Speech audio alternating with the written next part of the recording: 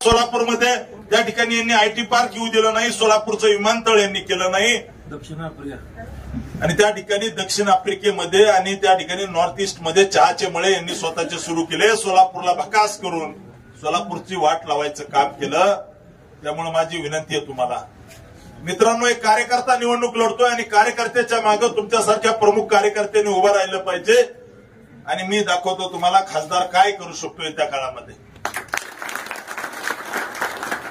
त्या ठिकाणी छोटे छोटे मुद्दे जे आहेत, नगरसेवक गटर तुंबलंय किंवा काय झालंय, पाणी नाही आलं नळाला, या विषयासाठी तुम्ही सगळे समर्थ असता कार्यकर्ता म्हणून. परंतु पुढच्या 50 वर्षामध्ये सोलापूर मतदारसंघामध्ये काय मुद्दे आले पाहिजे, सोलापूरचा विकास काय झाला पाहिजे, सोलापूरमध्ये आयटी पार्क झालं पाहिजे, सोलापूर शहरामध्ये त्या ठिकाणी चांगलं एअरपोर्ट झालं पाहिजे, ग्रामीण भागामध्ये उद्योग आले पाहिजे, याच्यासाठी आम्ही काम करणार आहोत.